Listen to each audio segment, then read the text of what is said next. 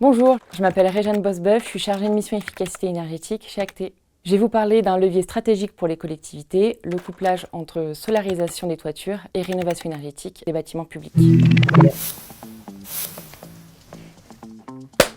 Aujourd'hui, les collectivités doivent relever plusieurs défis en même temps. Réduire leur consommation énergétique, respecter des obligations réglementaires fortes et faire face à des factures de plus en plus élevées. Dans ce contexte, la toiture devient une vraie opportunité. Mais solariser une toiture, ce n'est pas juste poser des panneaux.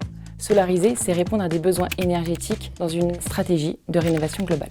Il existe deux grandes solutions solaires. Le photovoltaïque, qui produit de l'électricité, et le solaire thermique, qui produit de la chaleur.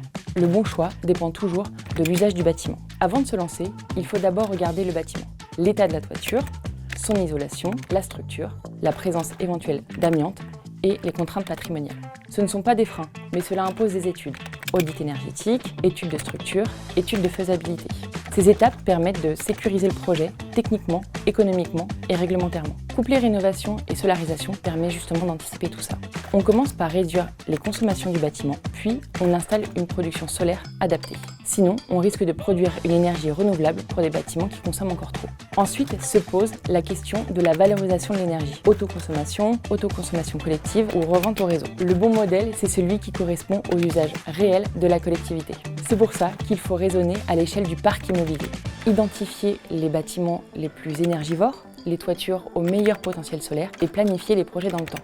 Cette logique peut s'inscrire dans un SDE, un schéma directeur immobilier énergétique. En travaux, la logique est simple. On rénove les bâtiments et la toiture, puis on installe les panneaux. Les penser ensemble permet de mutualiser les coûts, les délais et d'assurer une cohérence sur 20 à 30 ans. Et un projet ne s'arrête pas à la pause. Il faut suivre la production d'énergie, entretenir les panneaux, former les agents et sensibiliser les usagers. Au final, les bénéfices sont clairs. Une énergie locale et renouvelable, des économies durables, un meilleur confort et un patrimoine public valorisé.